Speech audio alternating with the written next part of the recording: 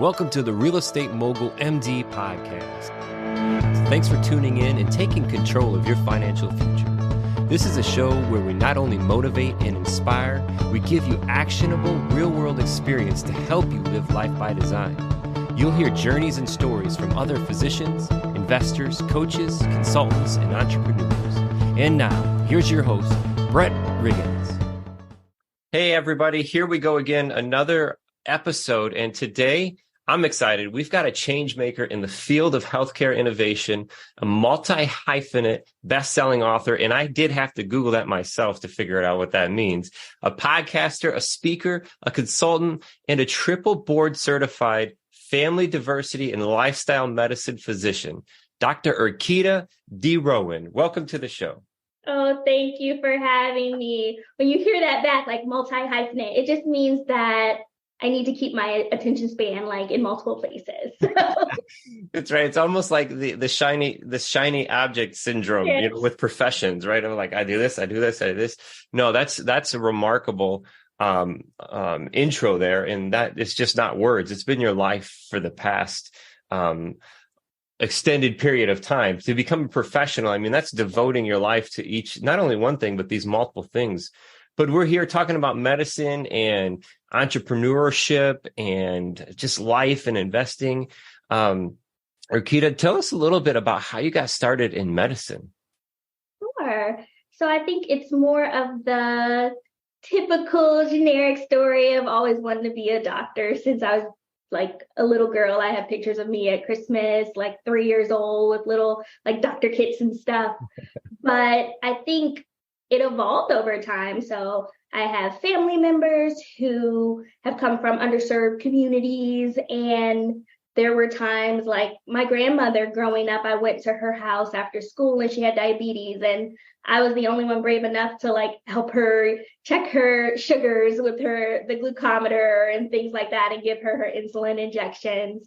So over time that grew into me getting involved in volunteering and joining all the groups. And when I went to college, I was pre-med. I ended up doing the route of doing a combined program where I did 3 years of my undergrad at my college, Hampton University. But I was kind of like a transfer student where I went to Boston University in the summers and spent my entire senior year there, where I then matriculated into the medical school. So it's kind of an interesting route because we had students in the program from 15 different institutions, and we all kind of lived in a brownstone in Boston, like real world. So it was kind of interesting, but you came in kind of with a built-in study group. So that was fun.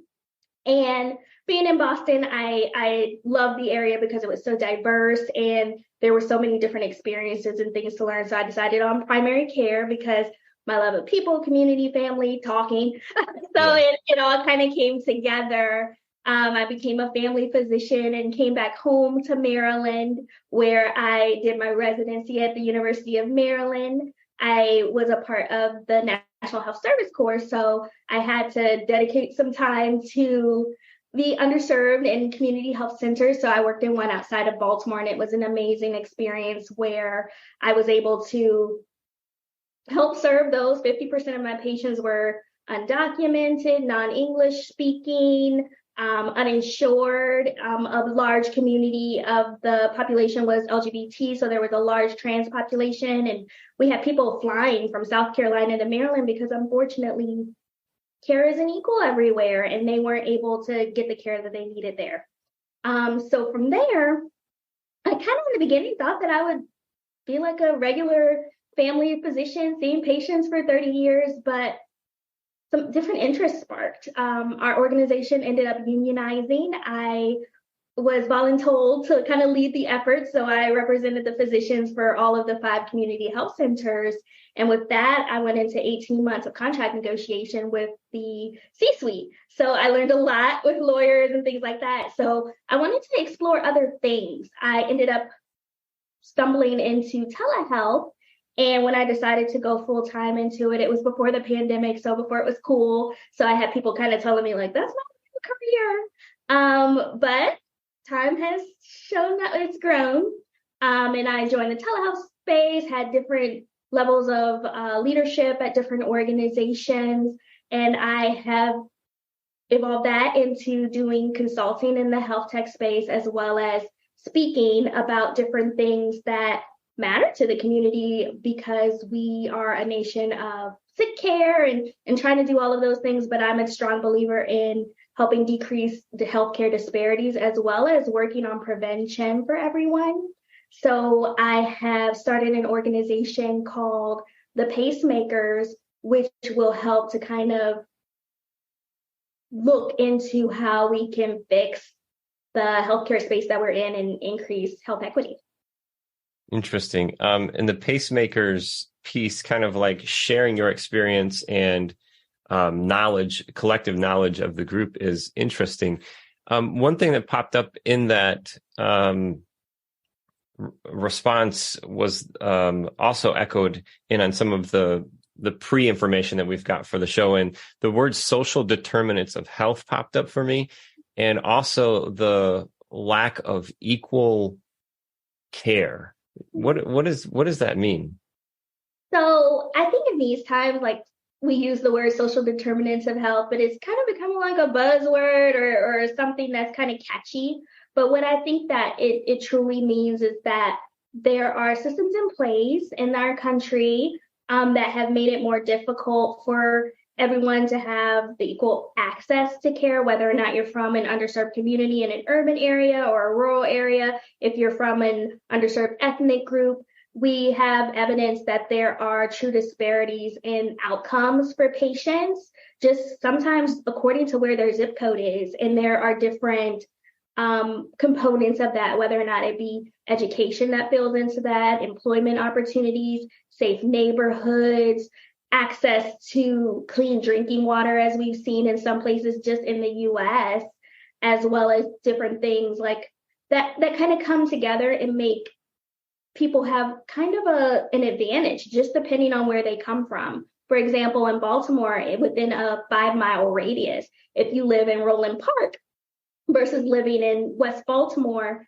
there is a 30-year life expectancy difference. And I think that that's ridiculous in such a wealthy country with all of the resources that we have in healthcare. So with that, we have heard a lot about like the maternal mortality difference, where Black women are 3 times more likely than white women to die in childbirth or postpartum, even given the same exact things. For instance, one of my friends who is a physician and she's African American, she almost died this year because people weren't listening to her when she said that she was having shortness of breath.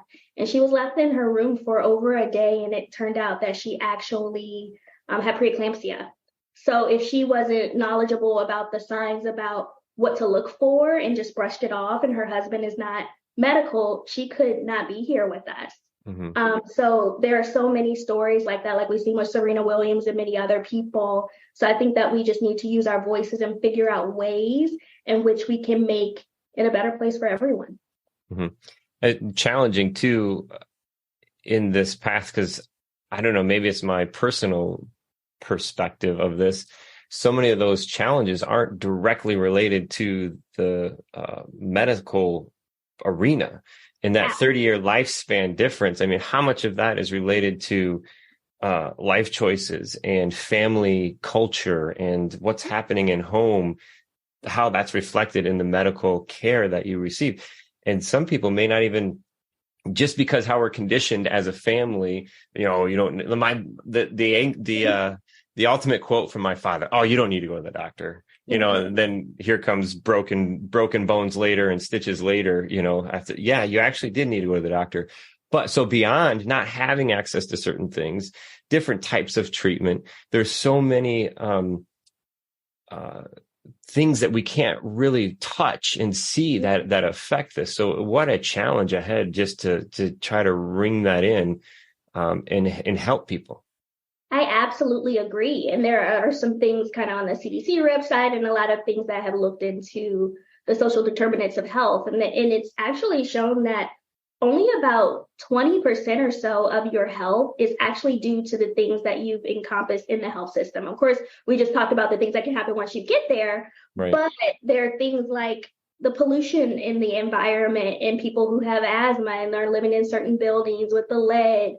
Like you said, the cultural beliefs, like there's a lot of distrust of the system in all realms. So how can we build that trust to help people kind of realize what's on? The cultural habits of diet and exercise. Not only is it, do you believe, or what are your dietary habits? I love to ask my patients, like, does diabetes run in your family, or does no one in your family run? Right. Like, so there are a lot of habits and things that definitely contribute, but then there are other things like, does diabetes run in your family because you live in an inner city and the only local store that you can get to without taking 3 buses is a corner store that has all the canned foods and the terrible treats that we know about. So not only is it educating people and getting them on board with creating healthy habits, is giving them that access to it for them to make those choices. Yeah, absolutely. And like, if there was a path forward here to create that as the new norm, where our conditioning is this, right? Because things have changed so much as the United States has grown and populations have become more dense. And the things that pop up in the capitalist idea is, hey, this is quick and easy and convenient, right? But it may not be the best long-term solution, most cost-effective. So maybe there's this path forward for us to recondition the norm. Absolutely. That's my hope. And I know it's going to take a long time because we're seeing things where we're learning about things. People are learning in different environments. So we have to meet people where they are. So I think in the past, when physicians were more paternalistic and authoritarian, they're like, okay, this is what you do it or you don't, or it's your choice, or take this form and read it. I don't have time to see you. But now we're meeting people on these social media platforms and the TikToks and all of that. And we have to kind of combat the misinformation so that we can get things that are evidence-based out there. We also are having more things pop out that people have access to learn about. So if we've known for years and years and years that there aren't aspartame isn't the best thing to drink, and soda and all of those things, but now the WHO just put out this information about it recently in the past few weeks, and everyone's talking about it. And these are good opportunities to tell people, like, yes, it's not good. Like, you're not going to kill yourself if you've had it this week or something once a week, but trying to make those better choices are important. Or when you're meeting a parent in the room and you're asking them, like, hey, is your child drinking milk and all of these things, and they're wondering why they are off the charts in terms of weight gain. But when you ask more questions, they might not know that it's not a good idea to give them chocolate and strawberry milk every day. So kind of making sure that we ask questions and listen and kind of think outside the box on other things when things aren't adding up. I heard, I had mentioned it yesterday too.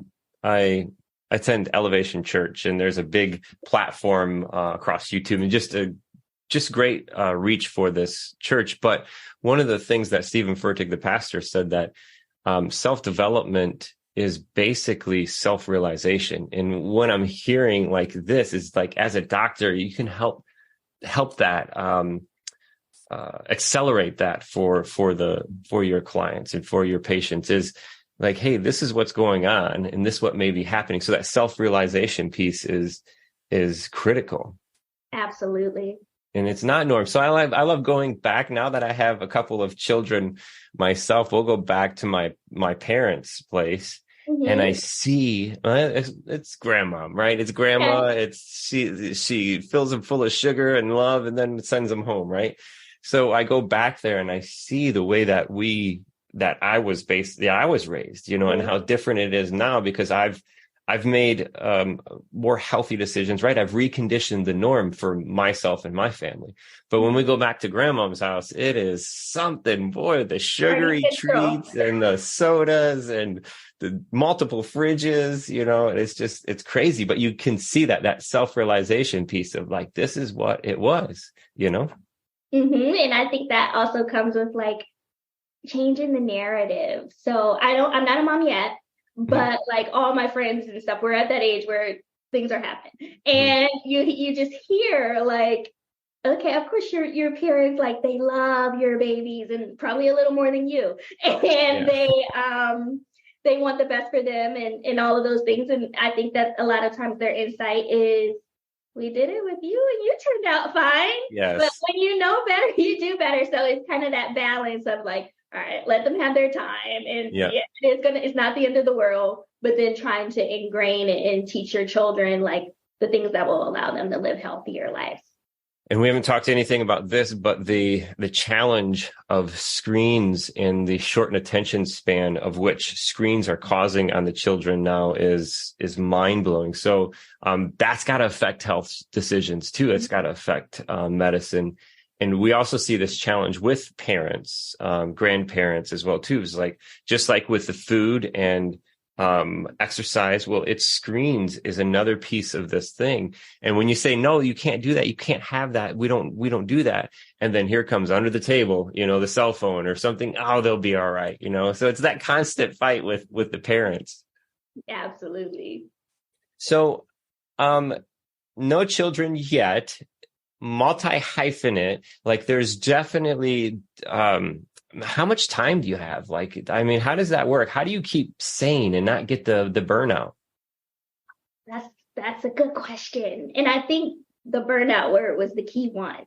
Yeah. So I think at one point I was there in terms of like how I mentioned that I was working at that federally qualified health center and had been voluntold to like give away my life for 18 months with all of these things and all of those other things. And there's always something else. So I think with that, it just comes to prioritizing yourself.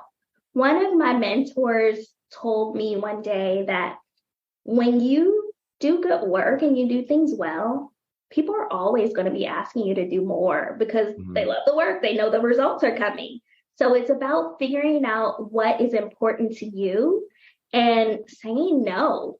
No should be a complete sentence. And I think for a lot of people who are compassionate, who are givers, who come into healthcare, who want to help people, it's hard. You're always like, okay, first of all, we're conditioned in training to always go above and beyond, like do this for this person and do this and that and all of those things and disregard your personal health, your sleeping schedule, all of those things.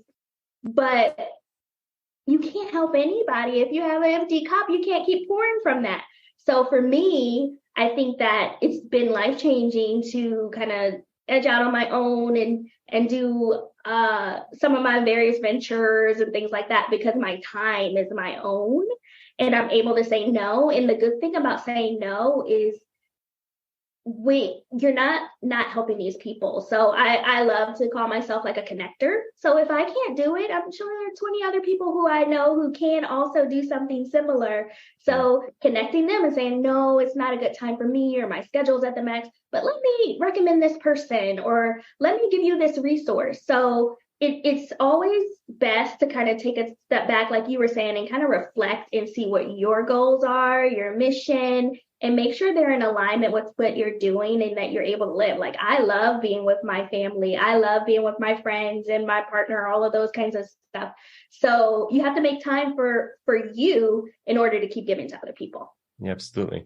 No is, has been one of the most difficult words for me to say until I realized self-realization and personal development, right? What that meant, not only for me, but for my vision, my mission, and my family. So when you say no should be a complete sentence, I've heard that multiple times before. What do you mean by that? I think a lot of times at least me, when I get an offer for something or I want to join, like you said kind of earlier, like shiny objects and I want to do this and this and this and that. And I think especially people who maybe, since a lot of the listeners are in medicine, like family doctors, emergency room doctors, like we chose that because we couldn't do it. So it's always something that interests me. And I think I was getting overwhelmed, especially with like free opportunities. Like I do some speaking engagements, and if it's on a topic that I love and the people don't have the budget, I may have said, oh yeah, just this one more. But then you see all of these other ones. And then when you have this paid speaking engagements or some other opportunities, I got overwhelmed. So I'm like, okay, I have this and this and this week. How do I do this? So it's kind of prioritizing what's important and saying no, and not, I would be like, no, but, or no, because, or try to explain it away.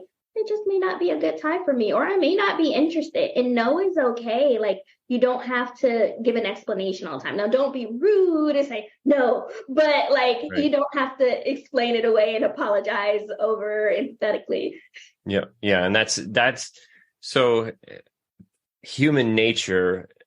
We have this inability to deal with like uncomfortable silence. Mm-hmm. Right. And what we have a tendency to do is word vomit in those situations.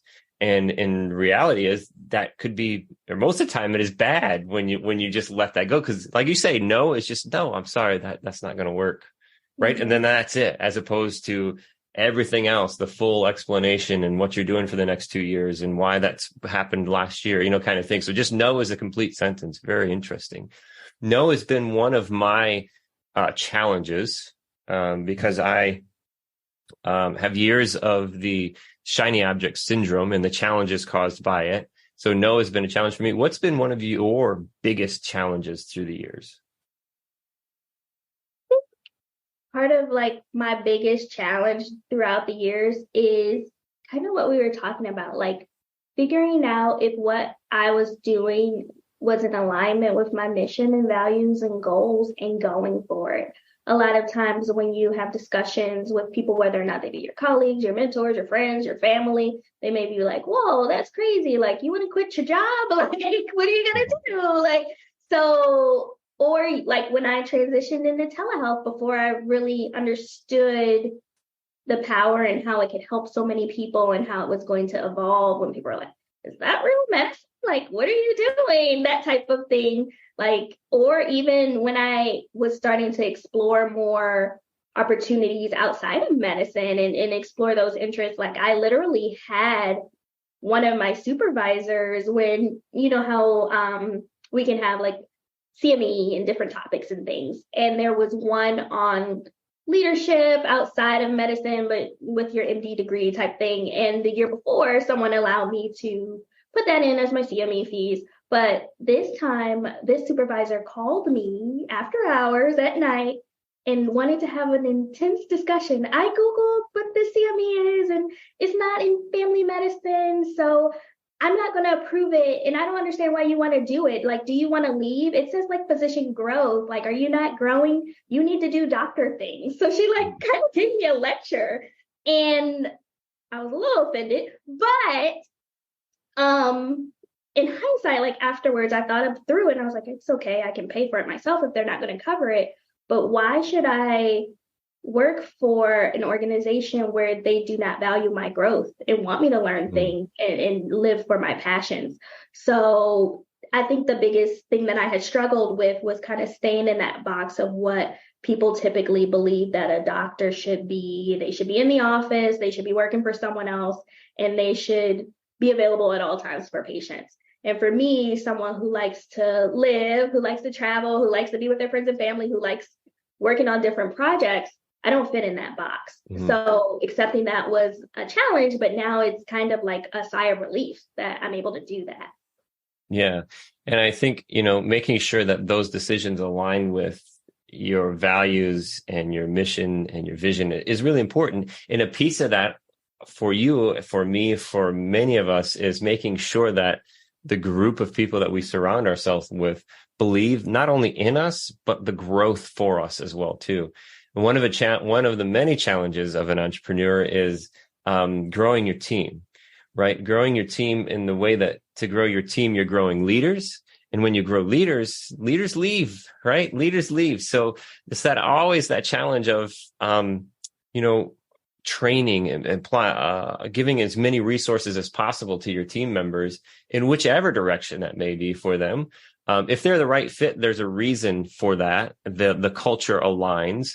So it's grow. It's just grow. And that's been my approach. I've got a friend of mine who has a family practice as well too, and has had that same challenge with registered nurses, and the difference in the way that the license allows them to grow, to maybe go to the hospital versus the family practice, get paid more. So you're basically training your nurses to leave you. And then it's like that same scenario is, what if you don't train them and they stay, right? So it's the idea of finding that right balance of the people around you so you can grow them, and you share that culture, you can grow. If they're meant to stay, they'll stay. But just imagine if you had stayed in that particular scenario and you were encapsulated in this area of continuing medical education, right? The CME, and it kind of like just shrunk your growth. I mean, where would you be now? Absolutely. I think I would probably be in the same spot and trying to figure that out. And I love what you said about building like your personal group of team. I love to call it like my personal BOD, because you don't go to everyone for the same topic. There may be someone who area of expertise who is different. You may go to your mom for something. You may go to your mentor in medicine, your colleague, your friend from med school, something like that.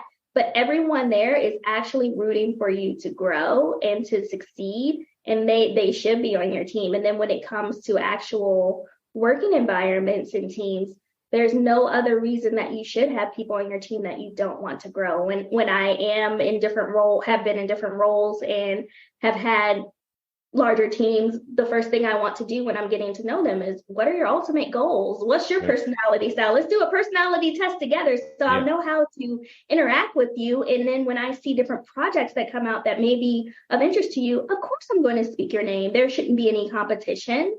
And I want you to grow and thrive and see what's next. When I was in person with my medical assistant, she was phenomenal. She came in at 18 as a medical assistant and was fully functioning as like better than the RNs that had been there for 10 years. So it was always a question with her of, okay, so you've started doing this, you're phenomenal. Are you thinking about maybe going to get your RN, or what do you need help with? If you need another job that pays more, do you want a recommendation? So like, you should always be helping people thrive. Even now, like that I've gone, there are a few of them that I'll message and say, like, of course, I'll write you a recommendation if you want to go somewhere else. So you should always be wanting your team to grow and thrive. And if you do that, and of course, if you have a systematic process where you're able to train people and be clear about what your expectations are, what the goals are, and make sure they're in alignment with the mission of your organization, then you should have a team of rock stars, and it should be like a little factory. So there'll be another. Yep. And it all coming back down to mindset. And I think that's where so much of everything, it is everything. Mindset is everything. This scarcity versus abundance platform. And when you are in the scarcity platform, you're basically in survival mode, and that's going to limit your creativity. And I think it's Jim Rohn, a gentleman that said, you'll get to where you're going faster when you help other people get to where they're going faster. So that idea is that exchange. You mentioned BOD. What do you mean by that? Oh, sorry. It's kind of like a board of directors. Organizations have them, nonprofits, and you pick these people who are skilled when you're picking a BOD at many different things. So typically, like I'm on the board of directors currently for a tech development company called Girl Develop It, where they increase the number of women and non-binary people in tech. So we have people who are engineers, of course, people who were former course leaders, people who have done fundraising, lawyers, all of these kind of things, people who have grown big startups and stuff like Slack. And then me, the only medical person. So when you think about it, it's like, what are these different people coming together? But we all have our different skill sets, and a lot of different skills are transferable. So when we're talking about doing a hackathon, and we're thinking about like this and this and this and that, and I'm like, hey, we'll do a health hackathon. And they're like, we don't really know health, we know engineering. And I'm like, all right, so I don't know engineering, but it can come together and we can kind of build things that will work. There are a lot of health tech startups coming. Why not teach people how to enter a field if we're trying to get women and non-binary people into something that they need, that is growing and that have opportunities? Why not teach them how to build things like that? So we decided to do that. And we've had wonderful stories come back from people who have definitely benefited from those types of outside of the box things. So you can't just say, okay, this is a technology nonprofit, let's only hire technologists. We have to think outside that box. Yeah, we say that a lot for physicians touching into the real estate and investing world, is making sure that you're expanding your association. You're running these opportunities and experiences by people other than physicians.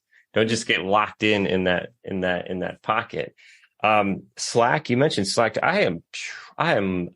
I love Slack. Like, Slack has changed my world. Slack. So you could take Slack, Jotform, and Zapier and probably reduce the size of your organization. You know what I mean? I mean, like, there's so many opportunities available on those platforms, and we use it extensively to automate, to turn our real estate investing business into a business, right? So there's certain things that happen that just like trigger this, but it's the tech world, and it's endless out there. What is possible? Like, I have an abundance mindset, and into this idea of the quantum, and like everything is possible. Everything's already possible, right? And connecting with this, how are you helping others in that tech kind of industry with the startups grow patient-focused, tech-enabled businesses? That's a very great question, because I think that there is so much opportunity in health tech.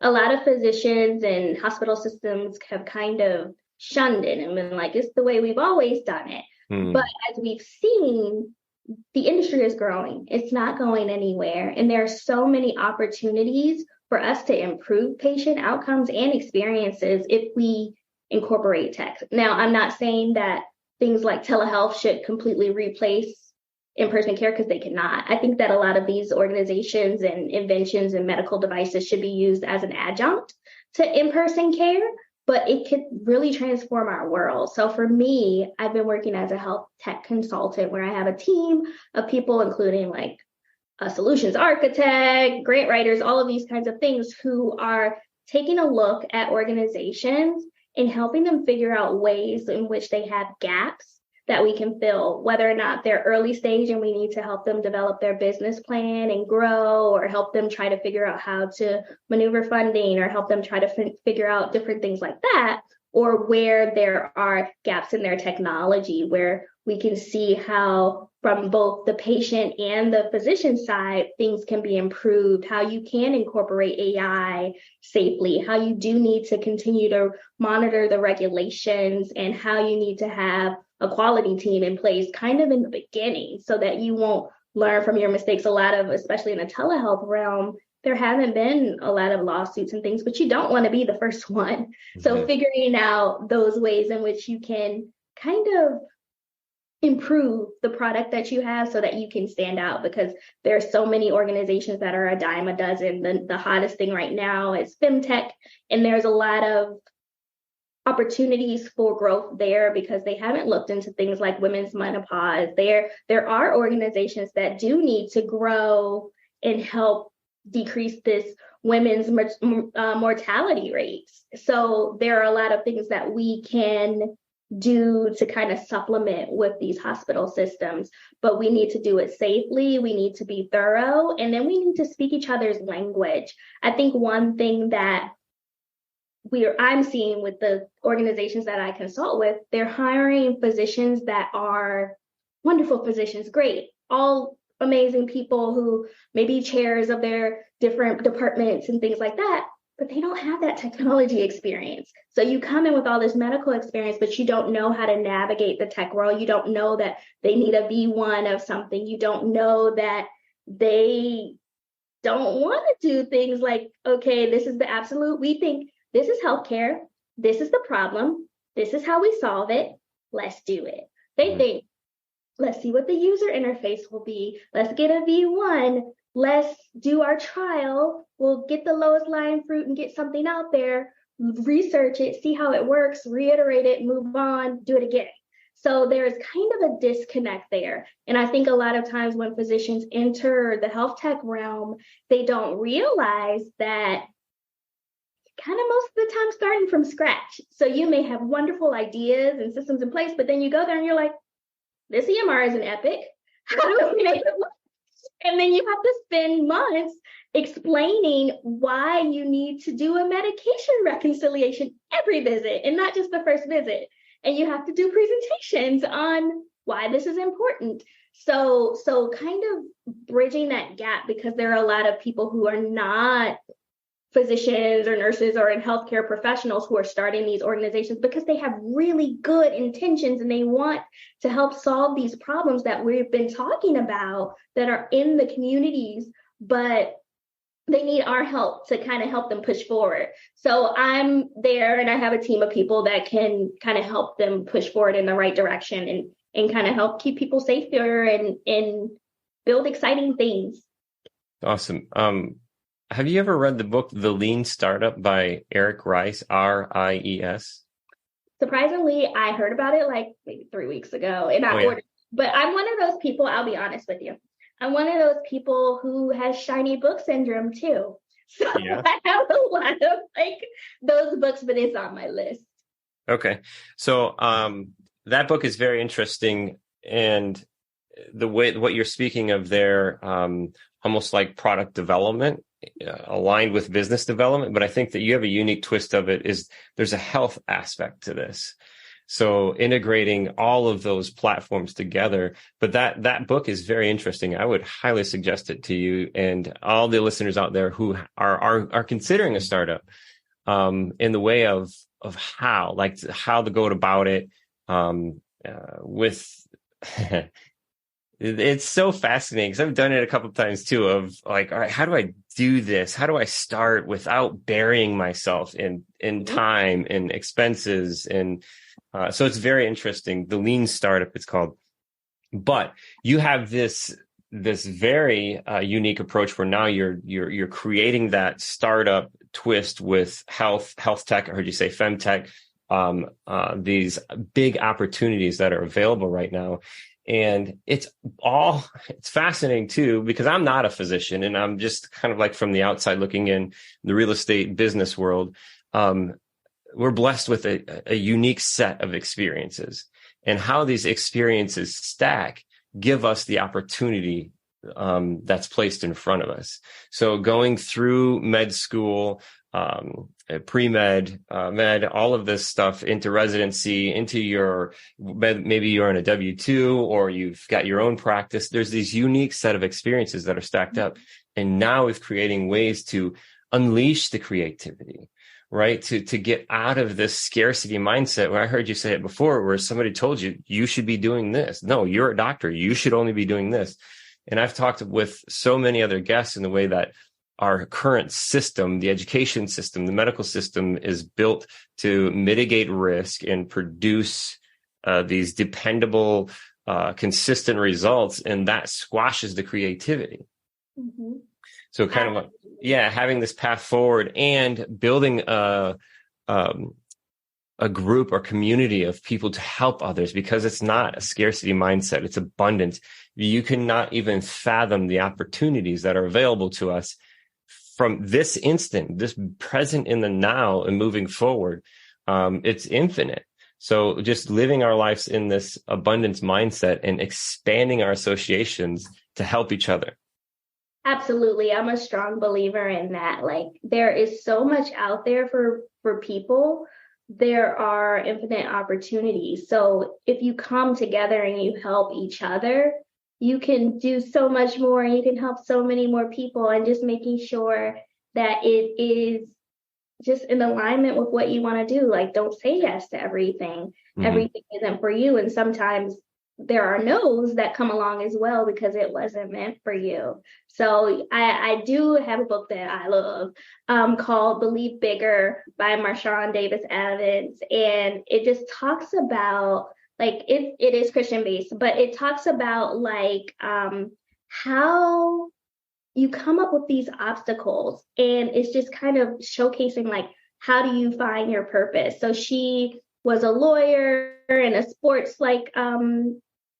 I don't know what they're called. I'm not in sports, but she was into the sports, and she had all of these things. Just like it looked like her life was going so well. She was in beauty pageants, all of these things, and then there were storms that came. So she was engaged, and she found out that her partner was not faithful. So she had to break the engagement. She left the lawyering because she didn't find her passions in it, and all of those kinds of stuff. And she showcased like how she just kind of reflected on what is her mission, what is her passion, how there is more out there, and all of these different things. And she came into what is for her. So like now, like even despite being quote unquote older, she's in her 40s, like she got married, she has triplets, she has a multi-million-dollar business, she has all these books, all of these kind of things. So it shows like when you're open to engaging with others and uplifting others and staying in your truth, more things in abundance will come. Interesting. So many things going on in your life with the businesses, family, helping others. The thing I love to talk about is investing and finances. And I always love asking, what's the first thing that comes to your mind when I say real estate? Traditionally, I would think about like a real estate agent, like buying houses, or you buying houses and maybe trying to flip them, things like that. But now I have been listening more into things like syndication or short-term rentals and stuff. I haven't dove into it yet, but I can definitely see it in my near future. I want to learn more about it. That's awesome. It's interesting too to hear the words that you selected to explain that. Is you were explaining it about other people doing it, and then now it's kind of like setting in that it's something that you're thinking about. Clearly, I'm an advocate for that, and I think it's a great direction for everybody to go in. So, but it just like everything else is picking that exit strategy that aligns with your values and the time that you have to put in place now and when that matures, right? So finding that correct direction. And you mentioned syndications, which is as close to passive as you could come. You don't have all the benefits of owning real estate in a syndication, but it's a great place to start as well. And then you mentioned short term. So those two are on opposite ends of the spectrum, on completely active and almost passive. And it's an interesting conversation we've had a lot lately is there's no such thing as passive income in real estate. Whether it's syndication, you still have to invest time to vet the general partners. You have to vet the investment itself. So even though it is passive, you still have to spend time in it. And the other end of it is this short term, where you've got more turns. You're owning the real estate. Keeping the real estate up to date, maintenance, cleaning, all of that stuff. So both ends of the spectrum.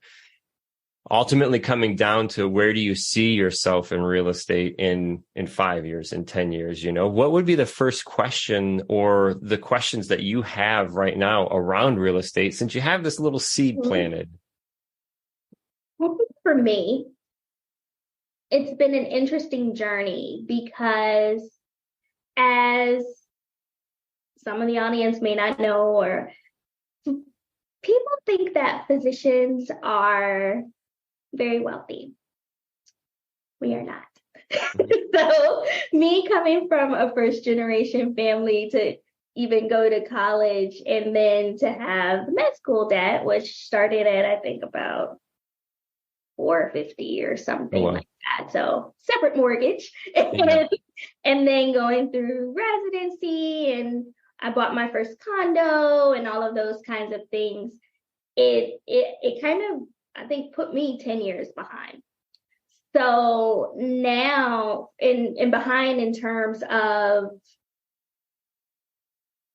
like, when a lot of people do leave college, they have about 10 years of working experience, whereas we as medical students and residents kind of have unpaid and low paid jobs.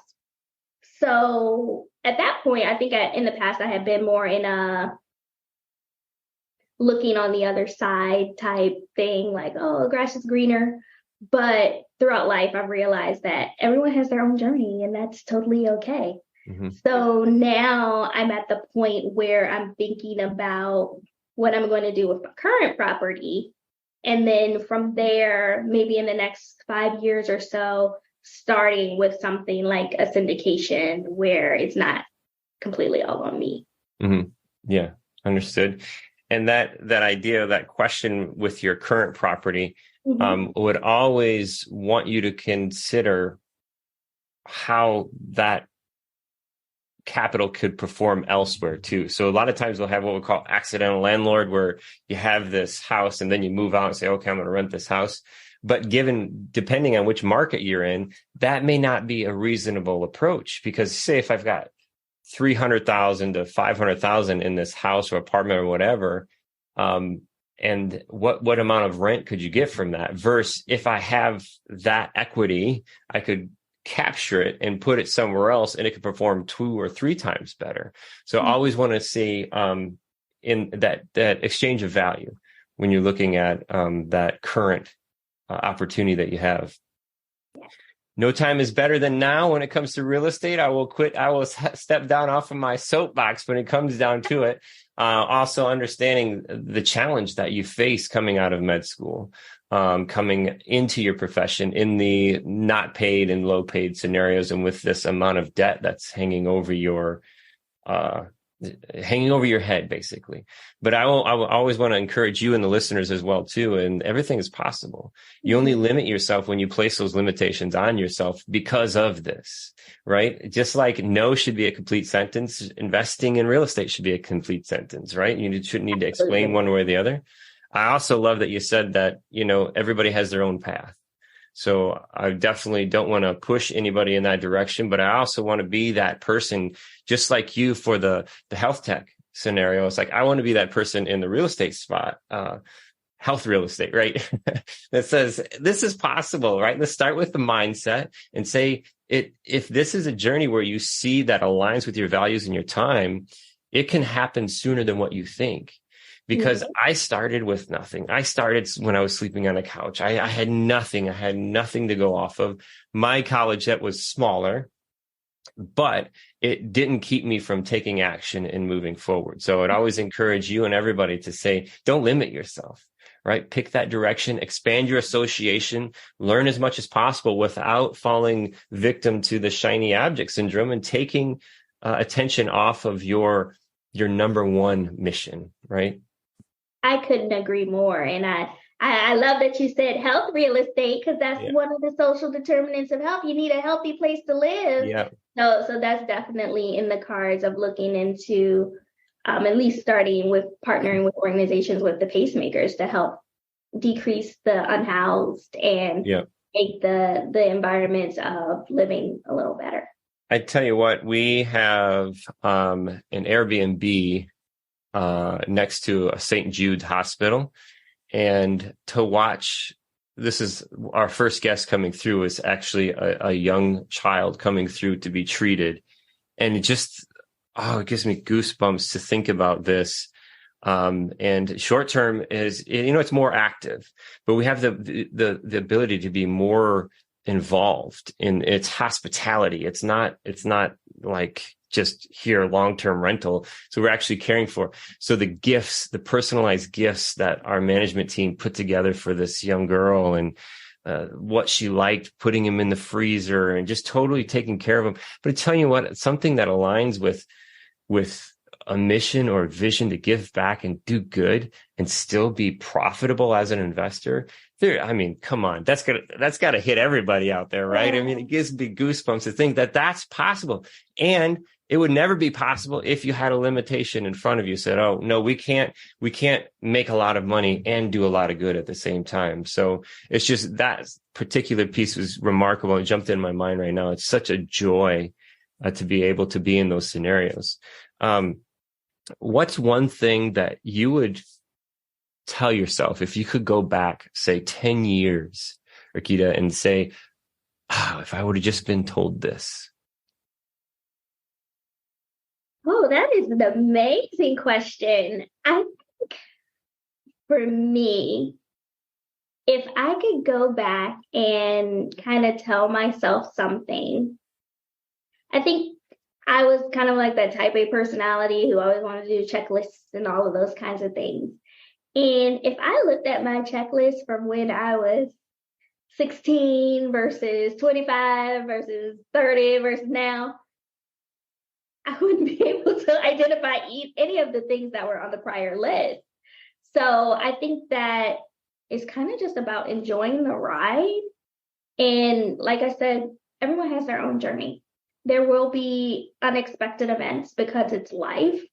But just staying true to yourself, mission, core values, like we've been talking about, is so important. And finding your people, finding your tribe, because with that, you can be unstoppable. So I think for me, I'd just be like, chill, relax, and just enjoy the ride. I don't know if I would listen, but Right. try. I love that. I love asking that question too, because the same way is some of the things that I would want to have known then. Like I get frustrated that I didn't know these things then. And the self-realization comes in and says, what if I did know them? What if I just overlook them? One of the blessings that I experience is the ability to, I don't know, I see trends, but you just to see like certain things in life that a lot of other people overlook. When the noise is so loud, you can't hear anything in particular. When there's so much chaos, you can't see. So I always push back on myself and say, what if I did? Right? What if I did? What if it was right there in front of us the whole time? Right. And we just didn't see it. But I love it. I mean, everybody has their own journey, and enjoy, just slow down and enjoy. And I mean, I couldn't be any more grateful for your time today. And I've really enjoyed our conversation. If somebody wants to reach out to you, Erkeda, and talk with you a little more about the health tech, femtech, kind of growing this patient-focused, tech-enabled business, they can reach you on LinkedIn, correct? Yes, you can reach me on LinkedIn at Erkeda, Erkeda, last name DeRouen, Derouen, MD, on LinkedIn. And I love connecting with people, even for just like virtual coffees. Is kind of like my favorite platform. Like, of course, there are the Instagrams and the Facebook things that I'm on, but I think LinkedIn has my heart. Yeah. The path forward. And if she says no to you, don't worry, because we're all working on being able to say no, but not likely, right? It sounds like it. So reach out to Erkeda, and if you are in that path, or if anything here has touched you at all, I would say reach out and keep going. Thank you so much for your time today, Erkeda. I've enjoyed our conversation. Thank you so much for having me. It was such a wonderful conversation, and I'm going to continue to be a listener.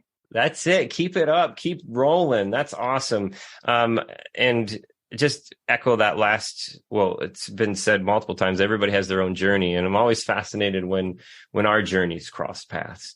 And, I am a strong believer of reasons for that, whether it's something that we know. The cool thing is we don't have to know, but maybe it's something with the listeners out there today too. So thank you for your time today and listening to the show. Another episode here on Real Estate Mogul MD. I can't express enough the gratitude that I have for everybody for every second that you give us of your attention. And we say it a lot that time is everything, but time is nothing without attention.